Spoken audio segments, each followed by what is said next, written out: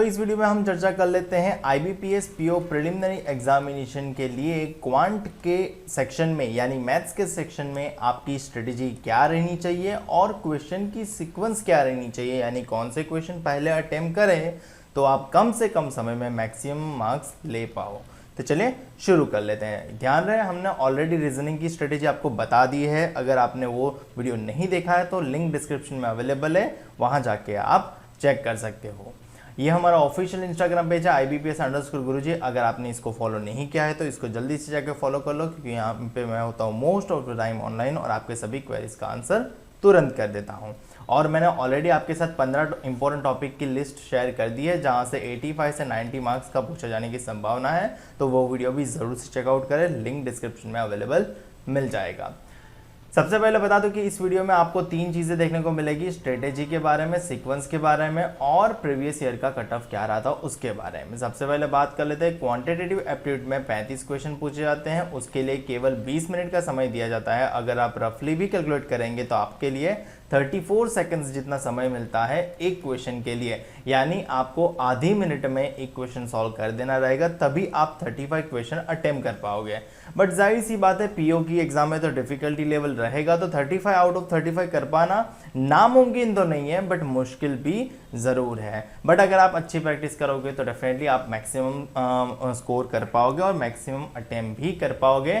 तो उसके लिए आपको डेली मॉक टेस्ट लगाना पड़ेगा और कुछ स्ट्रेटेजी भी होनी चाहिए। तो स्ट्रेटेजी भी आपको बताऊंगा। सबसे पहले हम ये एजेंडा समझ लेते हैं कि 35 क्वेश्चन को 20 मिनट के अंदर कैसे समाप्त किया जा सकता है। तो उससे लिए सबसे पहले आपके पास होनी चाहिए स्पीड, और स्पीड होने के लिए आपको सबसे पहले आना चाहिए कि आपको टेबल याद होने चाहिए, स्क्वायर याद होनी चाहिए, क्यूब्स याद होने चाहिए, प्लस आपके पास कुछ ट्रिक्स भी होनी चाहिए जिसकी मदद से आप सिंप्लीफिकेशन अच्छे से कर सकते हो।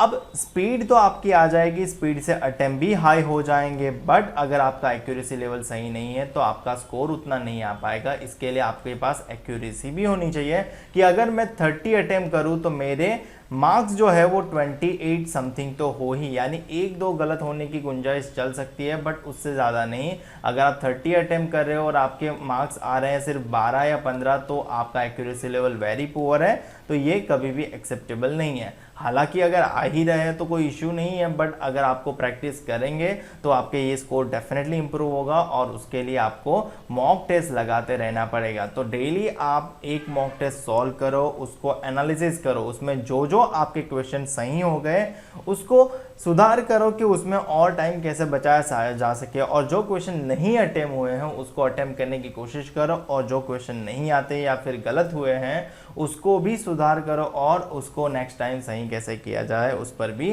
ध्यान दो। इन शॉर्ट आपको डेली एक मॉक टेस्ट देना चाहिए। मॉक टेस्ट देते ही आपका स्पीड लेवल, टाइम मैनेजमेंट और एक्यूरेसी लेवल बढ़ना शुरू हो जाएगा। ध्यान रहे शुरुआत में दिक्कत हो सकती है, बट ये चीज़ काफ़ी इंपॉर्टेंट है।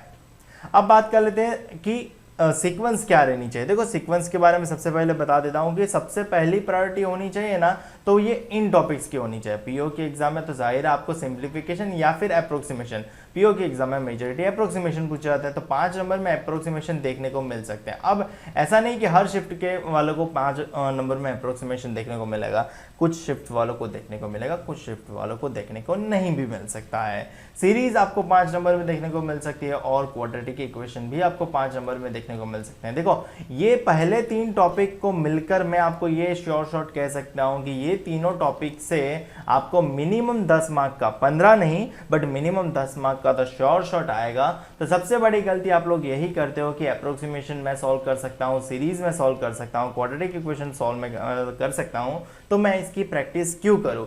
और यही सबसे बड़ी गलती आप करते हो कि आप इनकी प्रैक्टिस नहीं करते हो और इनमें ज़्यादा टाइम कंज्यूम करते हो। अब आपको जाहिर है 20 मिनट ही मिल रहा है, और आप अगर ये 10 क्वेश्चन आए, 10 मार्क लेने के लिए आप 12 मिनट इसी में डाल रहे हो, या फिर मान लो 10 मिनट भी इसी में डाल रहे हो तो आपके 10 मार्क ही शॉर्ट हुए और बाकी बचे 10 मिनट, और 10 मिनट में आपको 25 मार्क्स का करना है। तो ये चीज़ ध्यान रहे कि आप ये 10 मार्क केवल 5 से 6 मिनट में ही कवर कर लो, और उसके लिए आपको पर्टिकुलर डेडिकेटली यहाँ पे प्रैक्टिस करनी पड़ेगी ताकि आपकी कैलकुलेशन स्पीड बढ़े। अगर आपकी calculation speed up to the mark नहीं है तो आपको हमारा वैदिक मैथ्स ट्रिक्स का ट्यूटोरियल चेक करना चाहिए। आपको यहाँ पे दी गई सारी ट्रिक्स काफ़ी हेल्पफुल रहेगी। एक बार वीडियो लिंक डिस्क्रिप्शन में दे दी है, तो आप एक बार ये ज़रूर चेकआउट करें। अब बात कर लेते हैं फोर्थ टॉपिक डेटा इंटरप्रिटेशन की। जी हाँ, आपको डेटा इंटरप्रिटेशन भी आपको 2 से 3 पूछा जाएगा, तो डेटा इंटरप्रिटेशन की भी प्रैक्टिस होनी चाहिए। और अगेन डेटा इंटरप्रिटेशन में आपके पास कैलकुलेशन स्पीड होनी ही चाहिए, तभी आप उसमें मैक्सिमम स्कोर कर पाओगे। तो अगर आप ये 4 टॉपिक की बात करें ना, तो ये 4 टॉपिक से आपको मिनिमम 20 मार्क्स का तो आएगा ही आएगा, और मैक्सिमम 25 मार्क्स का भी हो सकता है। तो आपको इसकी प्रैक्टिस सबसे ज़्यादा होनी चाहिए, ये 4 टॉपिक की। इसमें आपकी स्पीड भी अच्छी खासी होनी चाहिए, जिसकी मदद से आप कम से कम समय में मैक्सिमम अटेम्प्ट भी कर पाओ और स्कोर भी ले पाओ।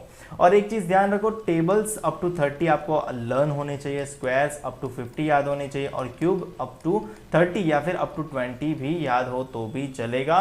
बट ये चीज़ याद होगी तभी आप सिंप्लीफिकेशन सीरीज, क्वाड्रेटिक इक्वेशन और डीआई में स्पीड इंप्रूव कर पाओगे।